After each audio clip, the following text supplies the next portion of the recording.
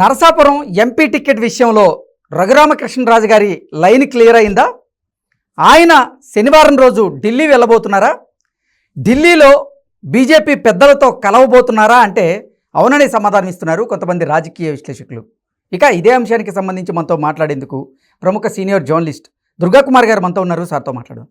Sir hi sir, నమస్తే. నమస్తే కృష్ణ గారు, మన వీక్షకులు కూడా నమస్కారం. సార్, నరసాపురం ఎంపీ టికెట్ విషయంలో రఘురామకృష్ణరాజు గారి లైన్ క్లియర్ అయిందని, శనివారం రోజు ఆయన ఢిల్లీ వెళ్ళబోతున్నారని, ఢిల్లీలో బీజేపీ పెద్దలతో ఆయన భేటీ కాబోతున్నారు అంటూ కూడా ఒక వార్త ఇప్పుడు సోషల్ మీడియా వేదికగా చక్కర్లు కొడుతూ ఉంది. ఏంటి సార్, నిజంగా రఘురామకృష్ణరాజు గారికి నరసాపురం ఎంపీ టికెట్ విషయంలో క్లారిటీ వచ్చే అవకాశం ఉందా? ఆయన లైన్ క్లియర్ అయిందా అంటే ఏం చెప్తారు? అంటే త్రిపుల్ గారు రాజకీయంగా చాలా ప్రాముఖ్యం కలిగిన వ్యక్తి. తర్వాత బీజేపీతోనూ తెలుగుదేశం పార్టీతోనూ పవన్ కళ్యాణ్ గారితో కూడా ఈ మూడు పార్టీలతో కూడా ఆయనకి చక్కటి సయోధ్య ఉంది.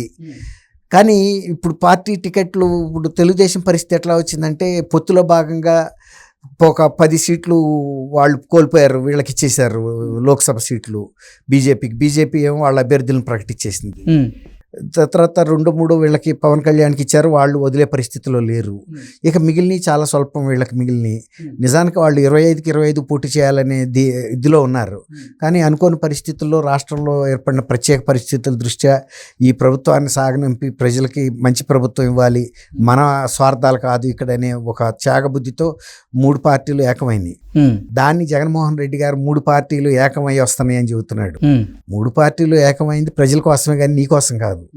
ప్రజల్లోకి ఇబ్బంది రాకూడదు, మనం చేయాల్సిన పని చేయాలి. మన స్వార్థ రాజకీయాల కోసం మనం అన్ని సీట్లు పోటీ చేయటం కాదు.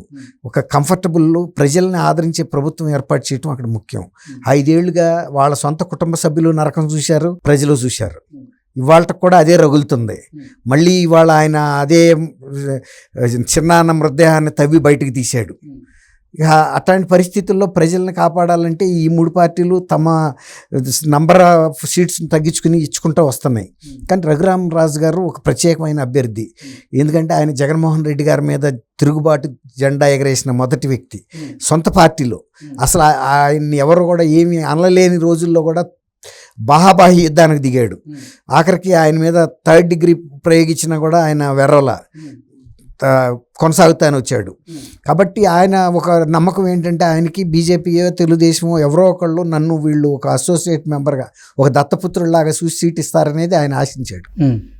ఆర్థిక శక్తి ఉంది, పలుకుబడి ప్రజల్లో ఉంది. కానీ ఇవాళ వరకు అది అడ్జస్ట్ అవ్వాలా. ఆల్రెడీ నరసాపురం సంబంధించి కూటమి అభ్యర్థిగా వర్మ గారిని భారతీయ జనతా పార్టీ పెద్దలు ప్రకటించేశారు. 10 సీట్లన్నీ ప్రకటించేశారు కదా. ఆ తర్వాత రఘురామకృష్ణరాజు గారు కూడా ఈరోజు నరసాపురం ప్రజలతో, ఆయన అభిమానులతో ఆయన ఆత్మీయ సమ్మేళనం పేరుతో భేటీ అయ్యారు.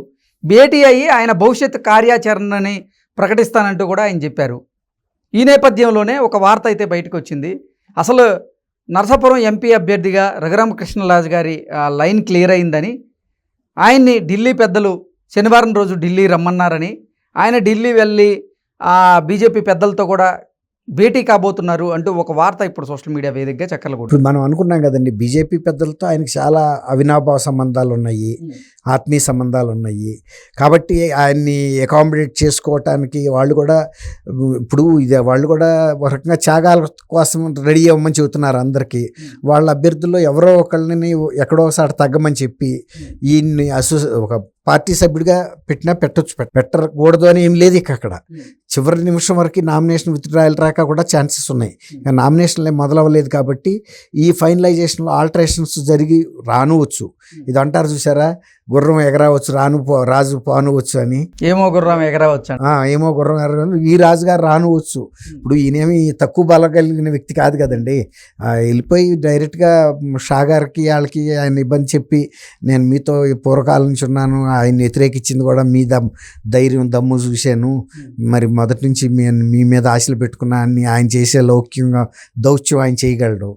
మీరు అన్నది ఏమి అవ్వకూడదని ఏమి లేదు. ఇంతలోకి ఈయన కూడా ఆలోచించి చంద్రబాబు నాయుడు గారు మరి ఢిల్లీ పెద్దలతో మాట్లాడి తర్వాత కావాలంటే మనం చూసుకుందాము, ప్రస్తుతానికి రఘురామరాజు గారిని అకామిడేట్ చేయండి మీ కోటాలోను, ఎందుకంటే ఒకవేళ మా సీట్లు గెలిచినా మేము మీకు సపోర్ట్ ఇస్తాం కదా, కాబట్టి మీరు ఎందుకు భయపడుతున్నారు, జగన్మోహన్ రెడ్డిని మొదటి నుంచి వ్యతిరేకించి అనేక కష్ట నష్టాలు పడ్డాడు, నియోజకవర్గానికి కూడా రానివ్వకుండా బెదిరించారు కదండి, మరి అట్లాంటప్పుడు మరి ఆ వెసులుబాటు ఇచ్చినా కూడా ఆశ్చర్యం లేదు.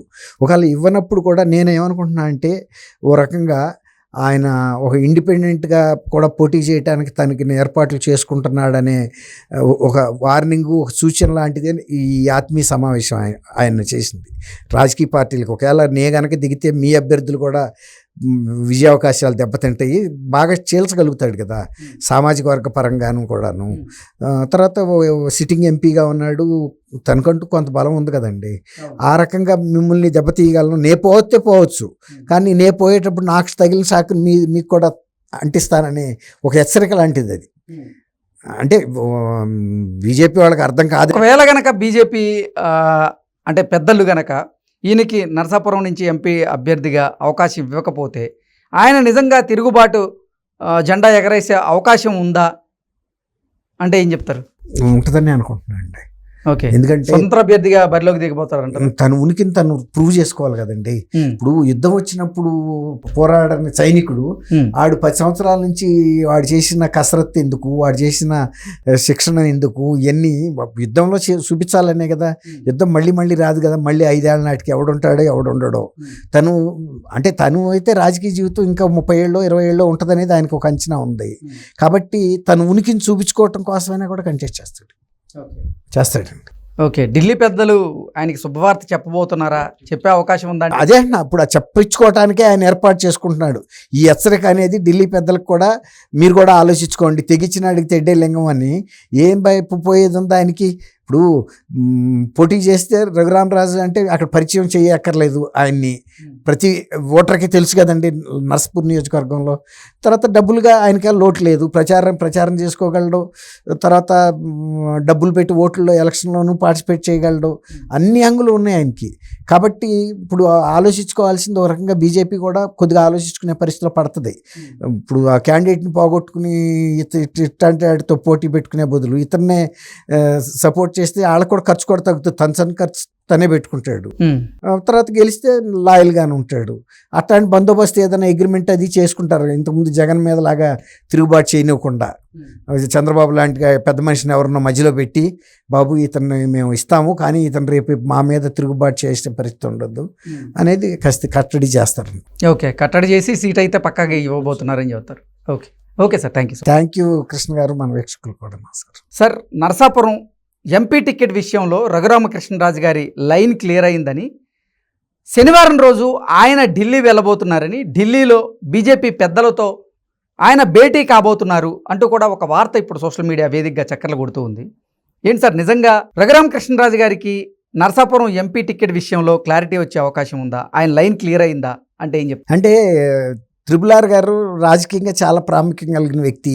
తర్వాత బీజేపీతోనూ తెలుగుదేశం పార్టీతోనూ పవన్ కళ్యాణ్ గారితో కూడా ఈ 3 పార్టీలతో కూడా ఆయనకి చక్కటి సయోధ్య ఉంది.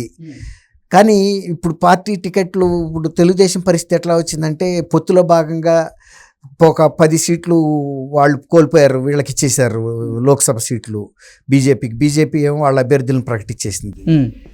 తర్వాత 2-3 వీళ్ళకి పవన్ కళ్యాణ్కి ఇచ్చారు, వాళ్ళు వదిలే పరిస్థితిలో లేరు. ఇక మిగిలినవి చాలా స్వల్పం వీళ్ళకి మిగిలినవి.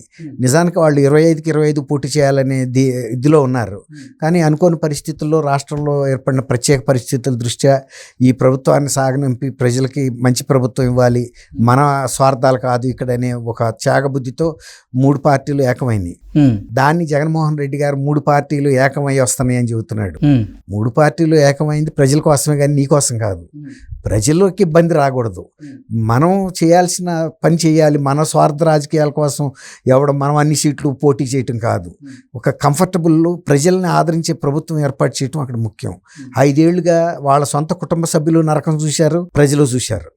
ఇవాళ కూడా అదే రగులుతుంది. మళ్ళీ ఇవాళ ఆయన అదే చిన్నాన్న మృతదేహాన్ని తవ్వి బయటకు తీశాడు. ఇక అట్లాంటి పరిస్థితుల్లో ప్రజల్ని కాపాడాలంటే ఈ మూడు పార్టీలు తమ నంబర్ ఆఫ్ సీట్స్ని తగ్గించుకుని ఇచ్చుకుంటూ వస్తున్నాయి. కానీ రఘురామరాజు గారు ఒక ప్రత్యేకమైన అభ్యర్థి. ఎందుకంటే ఆయన జగన్మోహన్ రెడ్డి గారి మీద తిరుగుబాటు జెండా ఎగరేసిన మొదటి వ్యక్తి సొంత పార్టీలో. అసలు ఆయన్ని ఎవరు కూడా ఏమీ అనలేని రోజుల్లో కూడా బాహాబాహి యుద్ధానికి దిగాడు. ఆఖరికి ఆయన మీద 3rd డిగ్రీ ప్రయోగించినా కూడా ఆయన వెర్రల కొనసాగుతానే వచ్చాడు.